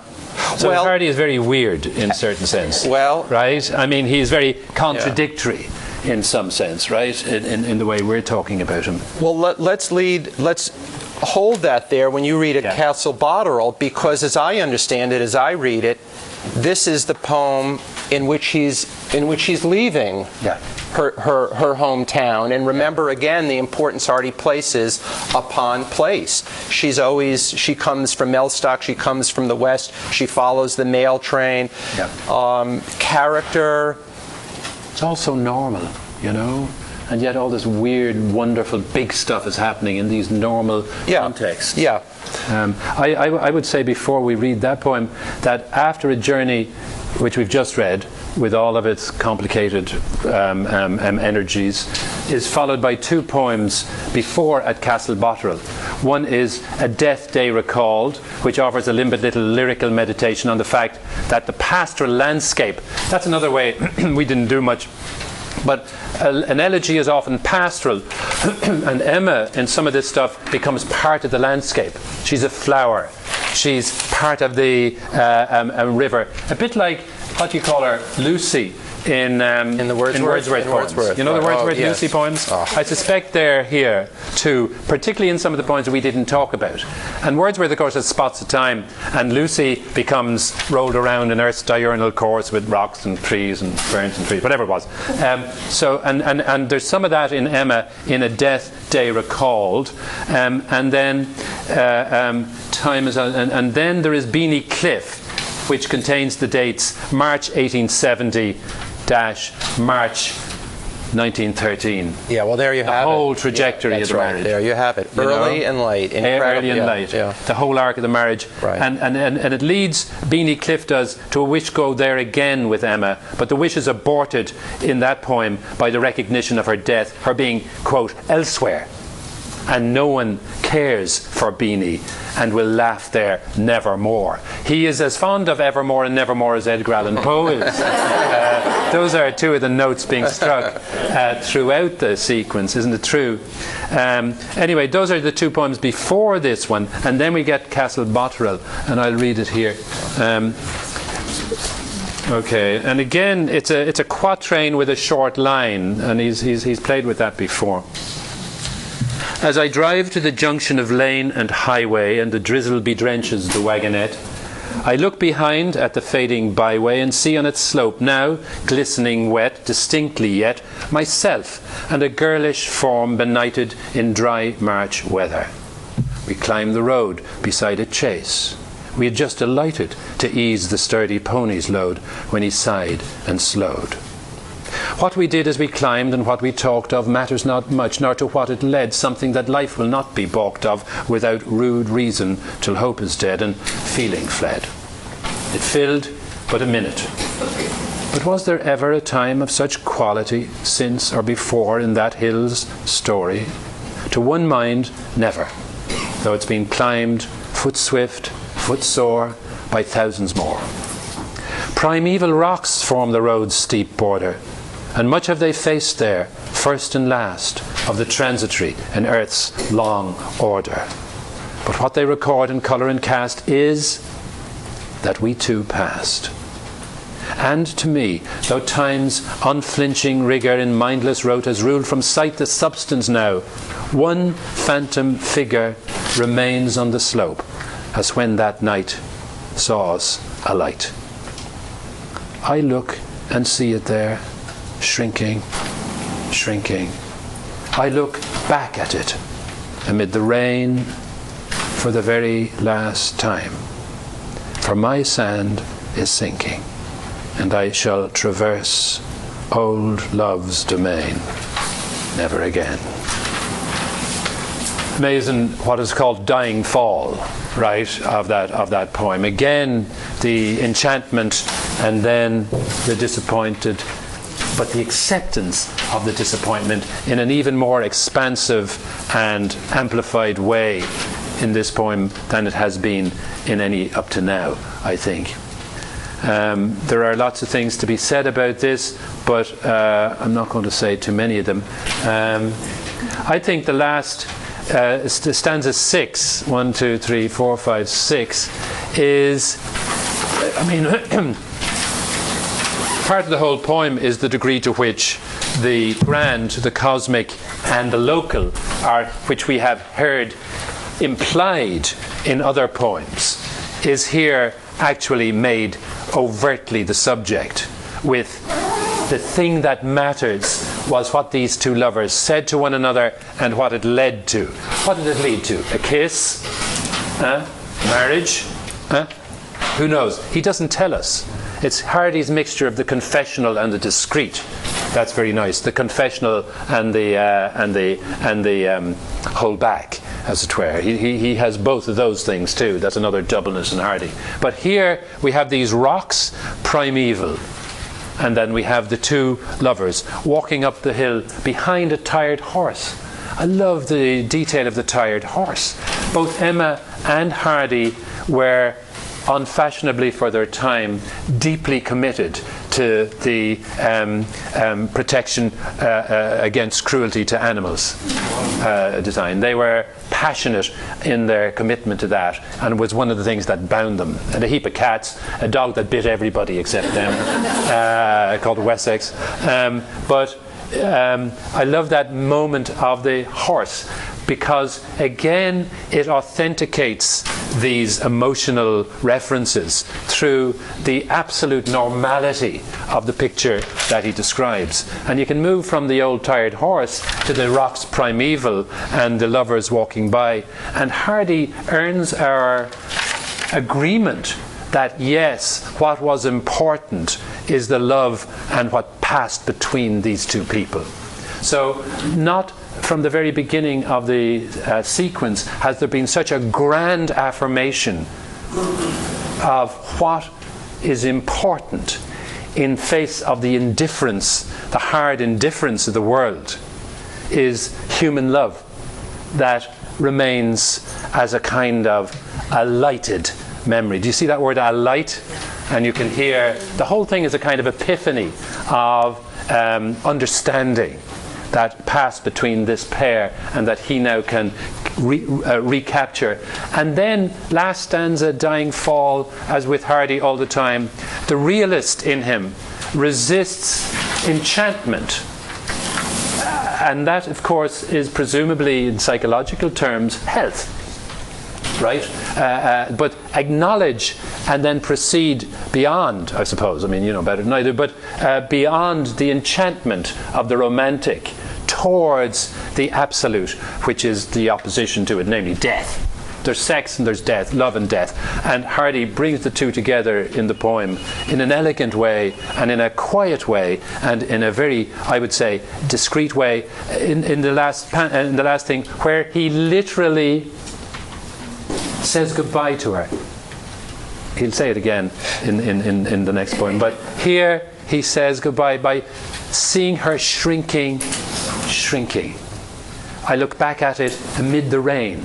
She has become part of the rain. It's a gorgeous image. The ghost. Remember the air blue gown? Yeah.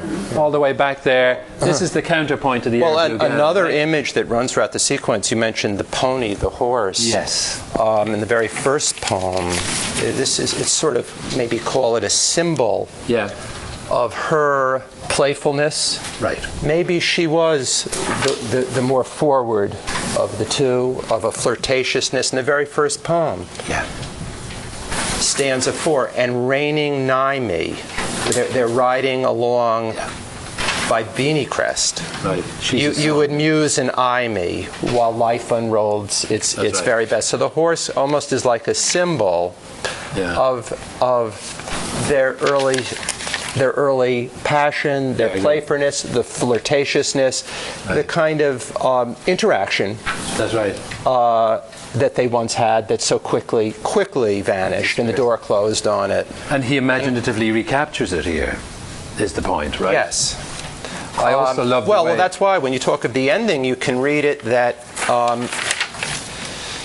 I look and see it there shrink. I look and see it there shrink. I look back for the very from my sense. It's a phantom figure he's seeing. It is the phantom figure, but in a way, he's talking, and I shall traverse old loves. This very much about himself. No question.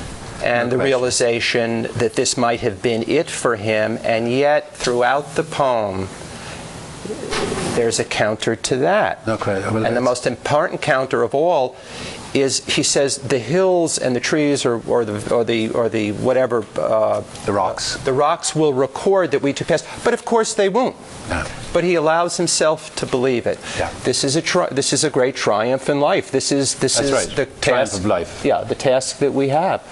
Also the sense that any human action in the face of an indifferent universe can be affirmed as valuable, in spite of the fact that the universe is indifferent and that time is indifferent and passes. Right, and he has the burden. I mean, it is a true thing in life that, to some extent, we are the record of the deceased loved one. We carry that memory until we die. Right. And then in a way they die too. I mean, in a certain way they die too, but it is our burden. And he is doing this. He is doing this out of his pride, out of his memory of when she was rose-fleshed, when she was sensuous, when she was healthy physically and emotionally, because there are rumors that she was in the attic and she became, I mean, she may well have gone insane. So it's his burden to, not his burden, but his wish, his obligation to remember her as was. As was. Yeah, I agree. And then after that, the two of them as was. Yeah, absolutely. And I think it's bringing them both together equally here as they get down off the horse and walk in a common movement. And I love what you say about the horse, yes, symbol, but here it's just an ordinary horse who's tired. It's both things always for Hardy. And I love the way, in fact, those two things, because that's what poetry does for me anyway, it brings those two possibilities together, the actual and the fraught with symbolic possibility, or whatever we call it, you know. And I love the last line where he says, "And I shall traverse old love's domain." It sounds like a Victorian song, doesn't it? Old love's domain, and hear the fiddle. But traverse is not a word used idly.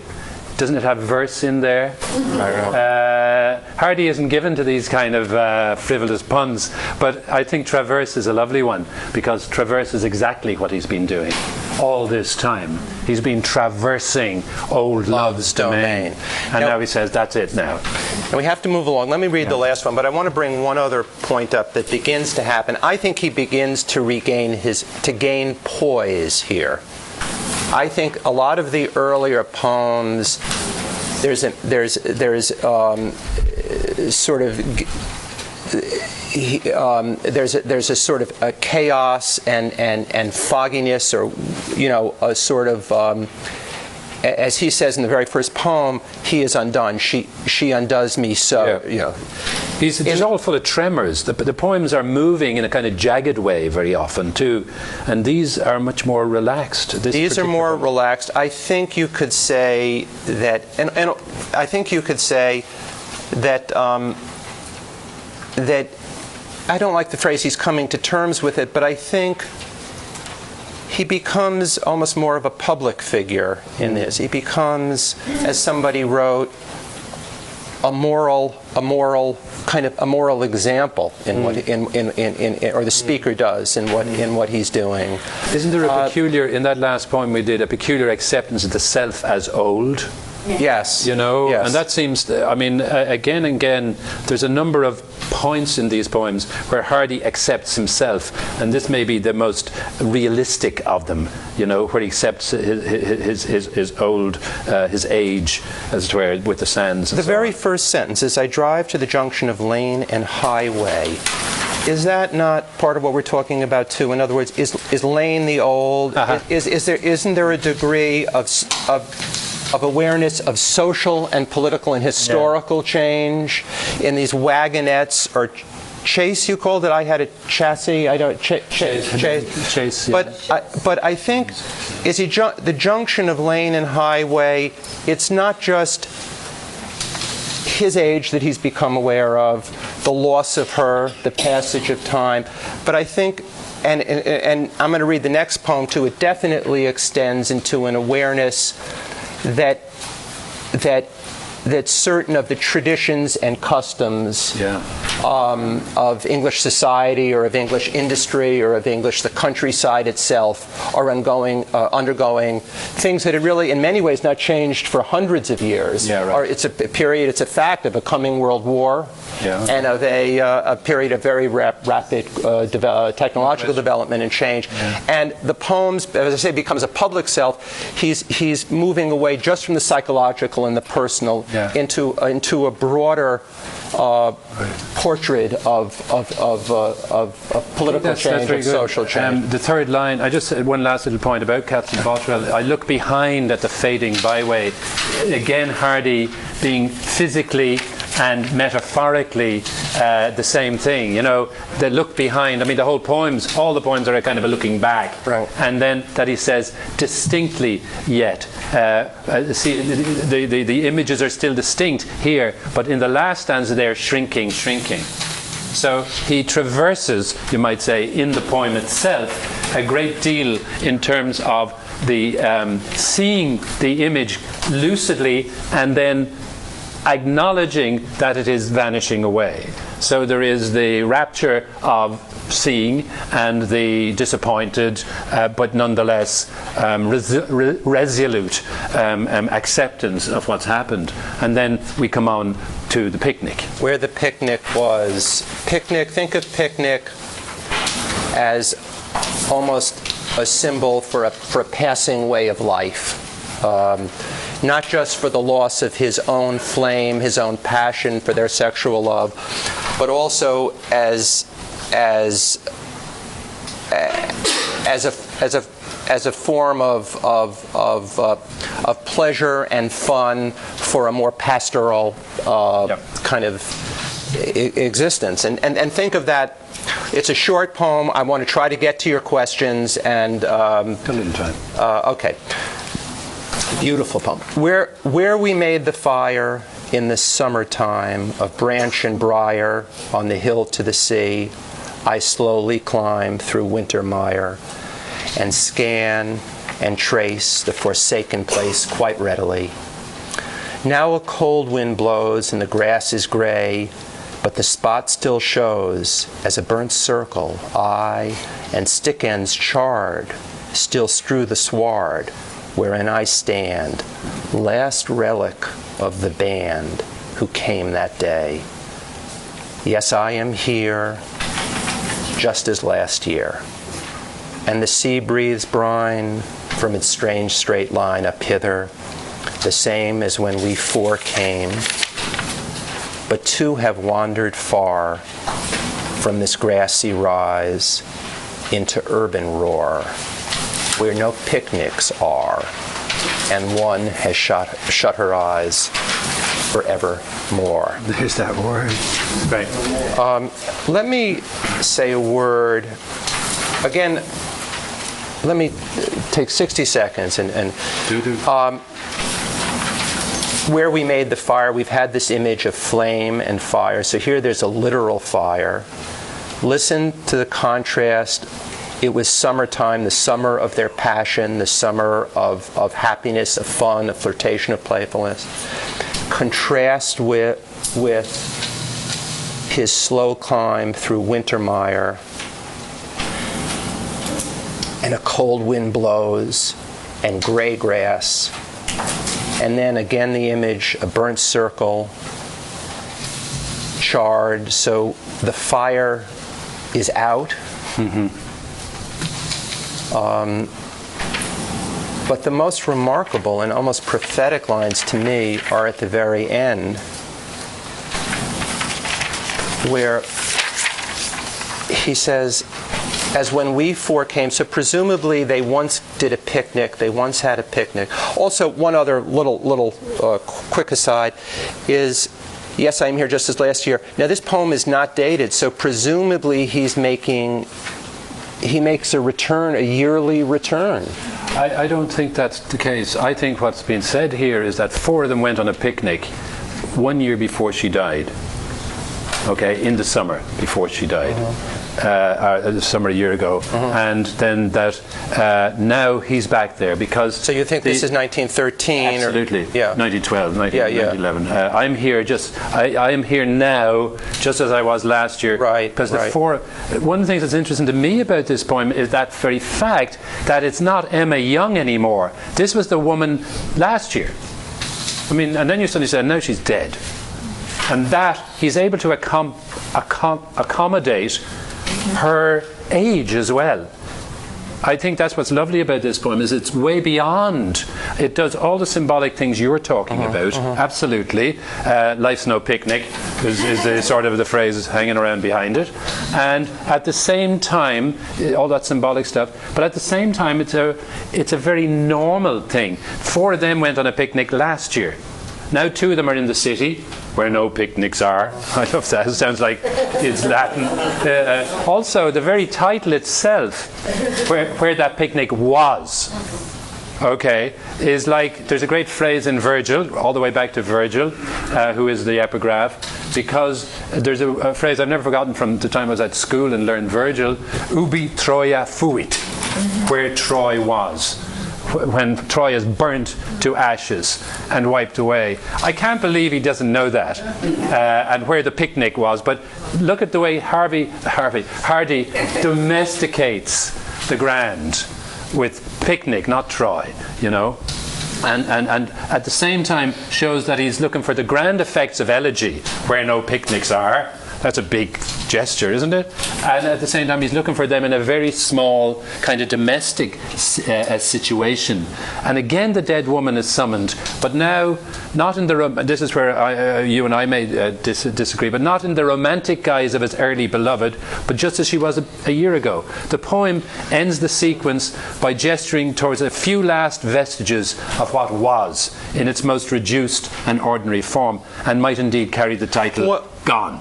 Yeah, I mean, right. if you call this poem Gone, that would be fine. Well, there is no, what argues for your point, I think, I'll think about it, but right now I think you're right in your reading of it, but what argues for it is nowhere in the poem does he make any great claims for the quality of their experience in that year. So, and also, it would be consistent with where the sequence as a whole is moved to, towards a point of sort of kind of poise, acceptance, ending. And public. We were with 2 other people. Right. It's suddenly that 2 couples. Yes, right, where it becomes more dealing... yeah. Right. That seems huge important. And I love the last stanza, which begins with a kind of sad affirmative. Yes, I am here. Yeah. And then you suddenly say, and you're not. Right? But that's what he's talking about. And yet, which opens into an amazing identification of the figure, I am here, with the sameness of the sea. And the sea is here too. And it says the same as when we forecame. And once again, you have this kind of counterpoint that is pure Hardy between the grand, the cosmic, the sea in this case, and the local, the ordinary, the minute of human love in this case, the love between them. And it's not even love in this case. It's just an ordinary human event. Well, it happened.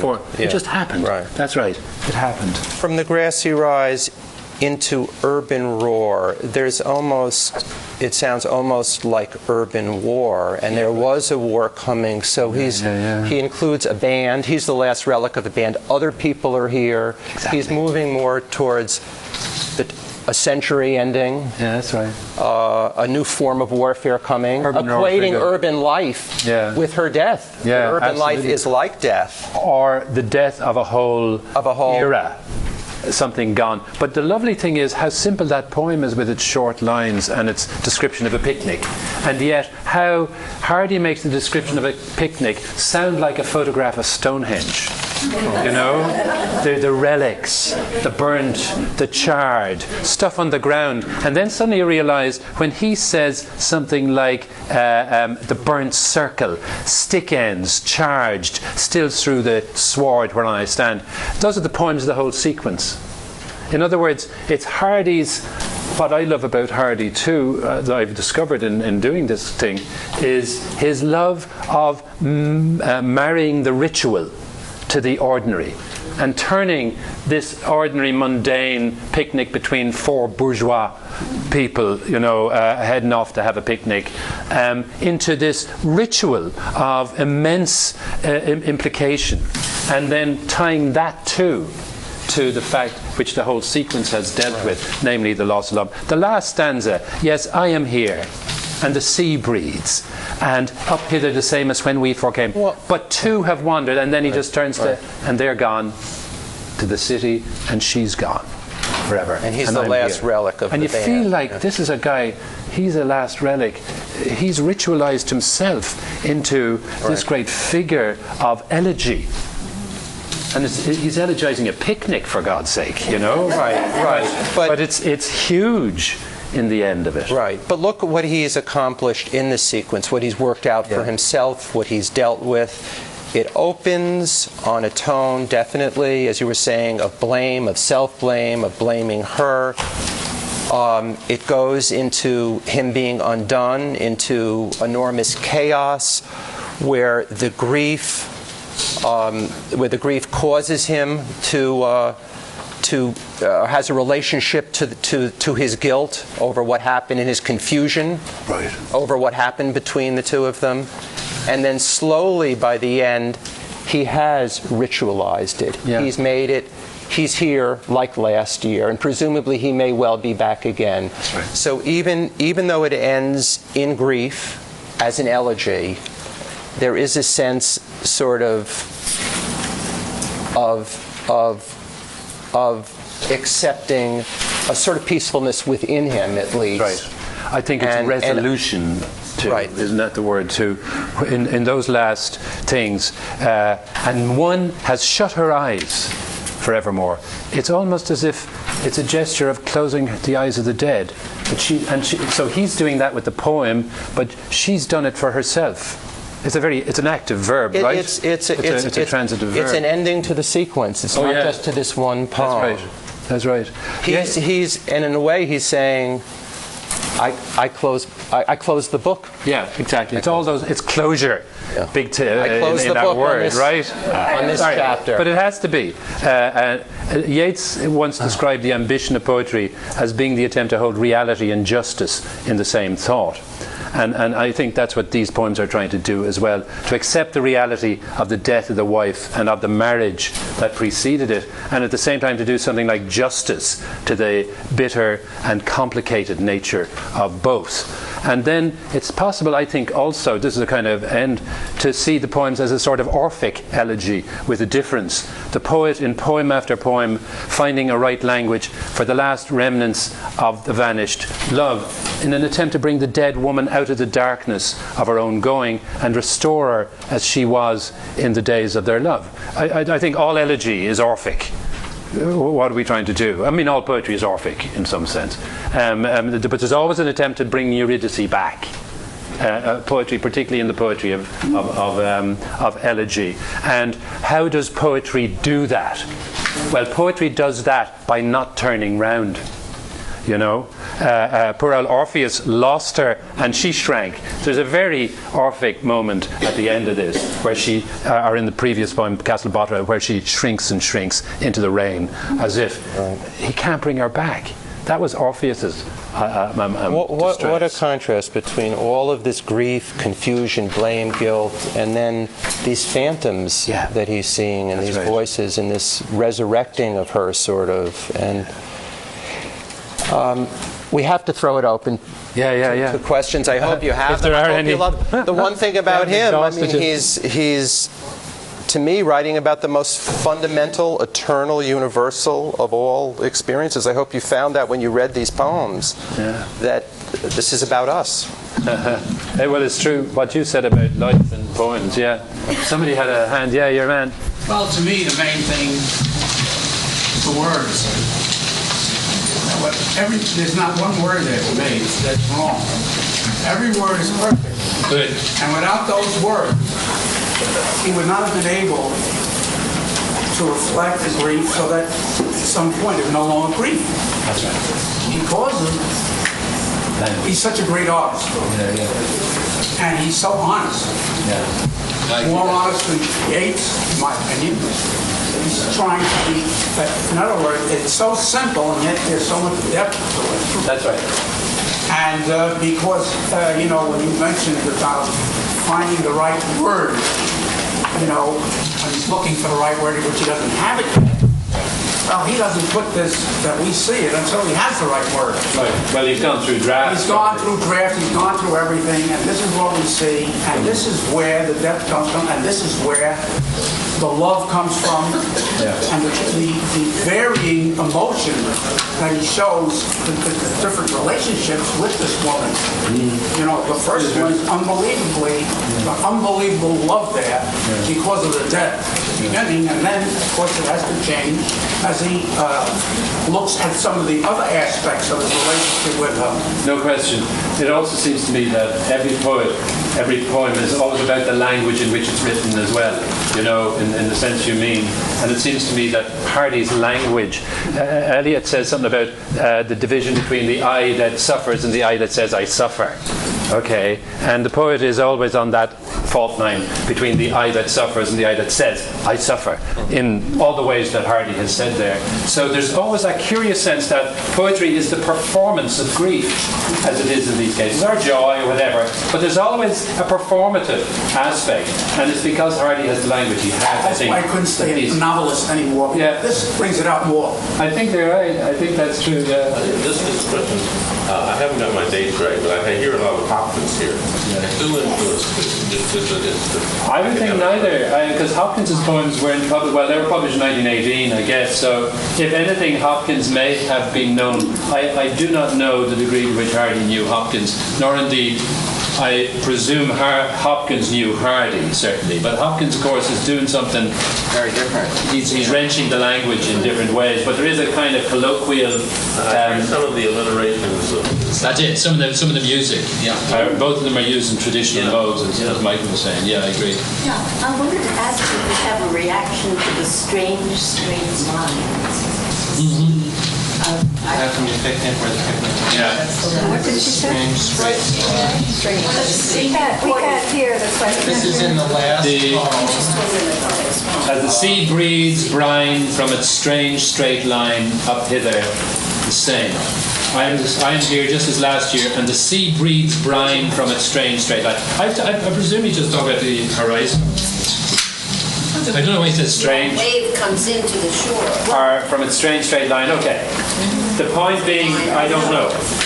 Right. So, what did you think? Straight. That's Two things. Yeah. That's a wave or a double. I don't quite know what he actually means. It also refers to time. Brian, It's not his best line. He gets away with these amazingly awkward. It seems like he's making it fit the space, fit the rhyme. That's possible. But from its strange, to me, I thought of it as just, it's so tangible. He's up on a hill. The smell is so tangible that it seems to almost come directly at him. That's how I read it, but I'm not sure. I think of Stonehenge. Yeah, I think everything about this poem does a little bit of that. Again, it's kind of ritual, but he invokes the sea in this context, and so he's doing something he's done in other poems, big and small. Yeah, yourself? The poem at Castle Botero. Yes. Without looking at it on the page because of the way it's laid out, I heard so much frost. I mean, a frost must have known this one. Oh yeah. I closed my eyes and it sounded like frost. I think the way Frost operates with blank verse is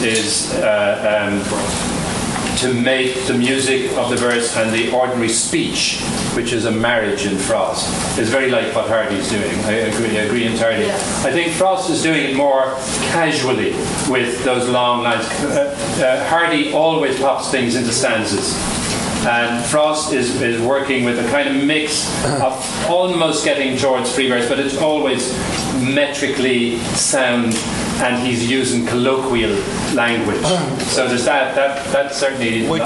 Do you think that some of Frost's longer poems about men and women? Yeah, absolutely. Do you think that this, in some way, paved the sort of leads to that? I mean, there are many similarities, but one that now occurs to me since the question was asked.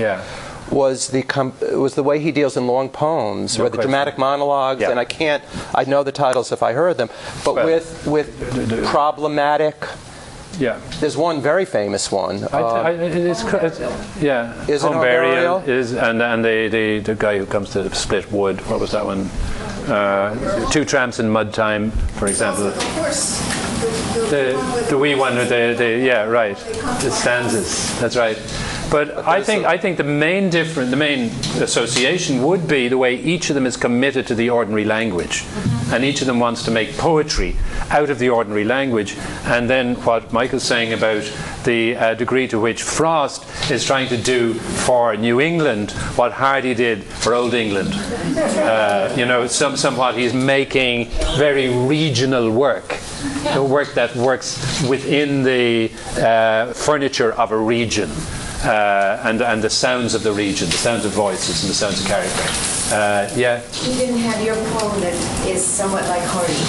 Oh, really? Yeah. Well, we're going to have. He's going to read. Do you want him to read a poem of his own? Oh, yeah. How about after Hardy? And how are we? I think we should take a few more questions. Okay, and then definitely going to do it. See, there's your. Yourself. Okay. I know you. You drew our attention to the last stanza of After a Journey. The last couple of lines, I'm just the same as when our days were a joy, as being emblematic, perhaps, of the whole sequence. Well, I noticed that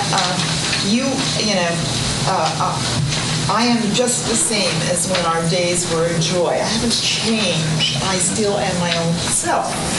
If you look at the first stanza of The Voice, you have also the lines, the woman much missed me, called to me, saying you are now, saying that now you are not as you were.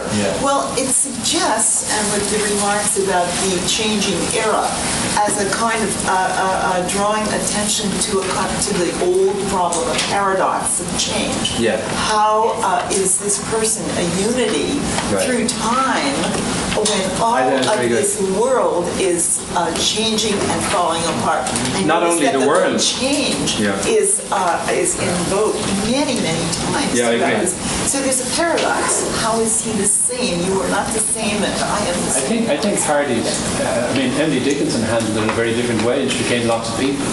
And Hardy tries to establish the unitary self in the face of things that constantly remind him of the predations and the depredations of change, I presume.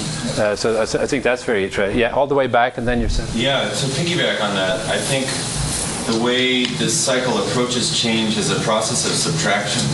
That his relationship with Emma and the entire period of his life up until her death, when he started writing these poems, was an accumulation of experience, memories, feelings. And as he goes through writing these poems, he's subtracting things. He's knocking off one after another things that change. He's whittling it away. And when he's on the beach where the picnic was at the end, he goes from the 4 people, he knocks off 2. That's good. He knocks off the last one, and each time I've read that poem, my mind leads me on past the last line to, and I am still here. He whittles it back down to himself. I think that's very good. That's very good. And that whittling is really what's going on through the trajectory of the poems, at the same time as he builds up each time towards a kind of registration that what's gone was valuable as well. It's an affirmation as well as a whittling. Do you know what I mean? But I agree with entirely. That's lovely, that last image. Gentleman in the back row. One sort of thing that reading the poem made me wonder about is to what extent it would have been, it either was possible or would have been possible for him to access these powerful feelings he had toward her when their relationship was good during the period from when it turned bad until he died. Is it? Do you think he's saying, or is the implication there that she had to die first before he could resurrect that intense feeling he had for her when the relationship was good? I think it's just, Hardy, like all human beings, is a problematic force, and I think, she had to, they made a mess of their marriage, however that happened. and he's trying to reconcile himself to that fact. But yet, during all this time, he continued to have this. They were buried. That's right. But maybe after the relationship turned bad, the problems were too. Well, look at stanza 5. Close for him to get through to that, back to that good feeling. Look at stanza 5. He addresses it directly. Although we might say now, looking back at all this, that his questioning only goes so far as to what alternatives might have been. Yeah. He doesn't, he seems to accept, this is stepping outside the poems. Yeah. He's brave and new in his questioning and his revealing the problems in their marriage. And this is all new material, but you wonder maybe why he couldn't go a little further and look at other alternatives or options. Yeah, better late than never, maybe. Yeah. He did the poems. Well, look at stanza 5, and this, I think, answers your question. On the going. And this is the key question, I think. Why then laterally did we not speak? That means, why, since things went bad, did we not speak? Did we not think of those days long dead? And ere your vanishing, strive to seek that time's renewal. So he's saying, why didn't we when you were alive? Why didn't we, we might have said, in this bright spring weather, we'll visit together those places that we once visited. So he's haunted by that question as to, or at the same poem, he sees her at the end of an alley of bending boughs. Why does he, where at the end, at dusk, you used to be. Why not we used to be? Why doesn't he get the energy, or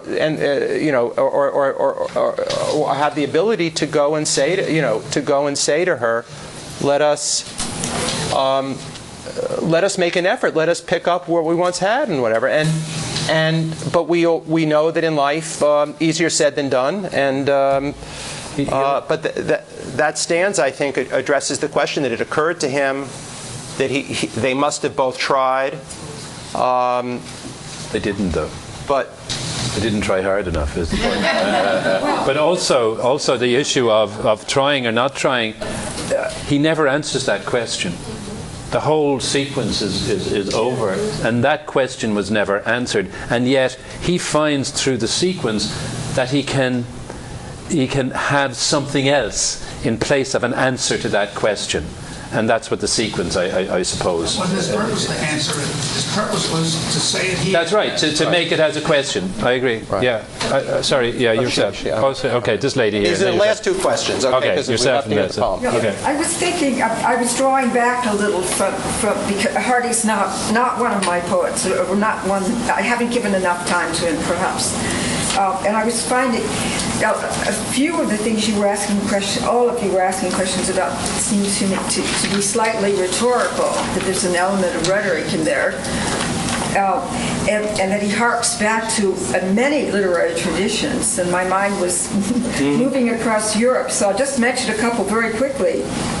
First of all, this sort of love can only be described as necrophiliac, but not in any sledgehammer way. But it's a tradition in poetry that the woman has to die, or a few women have tried it and the man died. There's a whole discourse that you could make on that question, starting in the 12th century. Laura, yeah. So and Dante and Petrarch say that she had to die for us to speak this way. Or the love has to die, in the case of Gaspar Stampa, to throw in a woman there. And I was thinking this idea of making love with death, which makes it more poetic, comes out of Romanticism, but it also comes out of John Donne. If you remember his image that the bones are going to be united in death, the bearing of the heart. So there's an old tradition of this, that right. All the ways in which love is like death, but then also the lovers can finally only be together in death, and they will be, and that's the resurrection, but it is a materialistic one because they're just dust, but the dust is lying there together. So that's one tradition. And then I thought a great deal about Leopardi as you were speaking so eloquently about the poems. So I think the tradition is It goes from Ghosts. It goes from No question. the first trajectory is from her being a vestige of flame, she becomes a relic. She's a relic herself. Yeah. And he knows he's going to be one too. So that's the terror, the desperation of it. Then it goes to the tradition of the woman dying, the literary tradition. And then it goes to the deliciousness of solitude, which makes him very much like Leopardi, who precedes him, especially when he walks up on the hill and he's looking over the sea and so forth. It's very much like Leopardi's solitude. The psychologists can give it all the words that they want, call it narcissistic or how it's related to the ego, but the Provençal poets were doing that already too. So they sort of live the love and then they get off on their own. Right. And think of it. There was one line of Leopardi's I wanted to, and I hope I remember it perfectly. It fits so well with one of the Hardy poems with the horses. Imagining her on the horse. I destrier che dovevano lasciarmi deserto. He's writing it to the woman who left him, or whom he possibly couldn't grasp. It's all the same thing. So the destrier is kind of an old-fashioned word for the steeds. The horses that went off that were about to or would leave me deserted. So the whole thing has this sort of no question. And Leopardi, I mean, he liked Leopardi. He was interested in Leopardi. Hardy was. And the way that he does it, I think, is through the participles a lot. Right. It's a very participial. Emma was estranged from Hardy's mother. She felt the mother was too dominant, too much of an influence in Hardy's life. As Eamon was saying, his second wife objected to the publication and felt left out of these poems. And he found, and it always seems as if he is alone, looking at what was, looking backward, and longing for something he lost, rather than going down the lane and asking her to go rather than to be with another. Why do we have a last one? But he is the other in death. I mean, he's with the first one in death. In death, yes, but not in life. You say a quick one. I just, well, it just seems to me that his search for Emma is just it's really mirroring the search for himself. I mean, he says, I am here. He says it more or less at least in two places, that, that I am what I was. He himself has lost what he was. He lost Emma as she was. He lost himself. And the question that people often ask after a crisis is, I hear them all the time, who am I? I don't know who I am, and I feel that very strongly. Yes. Well, do you feel at the end of the poem that he begins to have some of the, it begins to... Well, he says that, I mean, he essentially, I think, says that he does, the relic, he calls himself a relic, but still, I stand, last relic of the band. But earlier he says, I am as I was. He says to her in the earlier one, I am as I was, as we were. I am still as we were. Yes. Okay, I'm going to read a poem in a little bit, and then we're done. Thank you for listening. That was great fun. This is a poem happily called. I have a little one to end with, but I'll read this one and then a tiny little one. Because both of them have something to do with Hardy, although Hardy couldn't have influenced me because I didn't read him until now. But this is a poem called Ghosts, and the death of my parents is where it is. And it's in 3 bits. One by one, in a fringe of frayed light, they'll enter the narrow room where you lie in the dark, a stone pressed between chest and throat, the sting of salt in your tongue, letting the fragments reassemble. You learn to live with the curtains drawn, the stammering smallest breath of them remembered, and everything you didn't understand staring back at you as pure fact, their closed faces. 2. Sackcloth, the clouds come down as ash, the scorched word angel drifts up the chimney. Nothing breathes where the rose window has lost its magic. Dancers wither into smoke. Forlorn gums keep their teeth agape in a glass of cold water. And nothing in the dark but a tuft of beige hair and a wisp of white whispering at the window. We have come this far. The air raw as a peeled turnip, a vague turnip-coloured dawn daubing the east, the shell of one bell bringing the snifflers out to 8 o'clock mass. At the front windows of this widowed house a face, though you know it isn't there, stares. 3. I can see the two of them moving slowly over the sand away from me, grown very small in the growing distance, her pale blue cardigan, his olive green tweed jacket, the slow roll of her hips, his straight back. The light hovers then, till I see no sign before me, only know they've entered into a last glimpse of her hand reaching out for help over a rocky place, and he stopping at last and reaching his hand back for her hand just as I hoped he would, before the sun went in and I have to hurry from a coming shower. They have become the barest glimmer, as if passed through a glass wall in air, walking on the other side of light.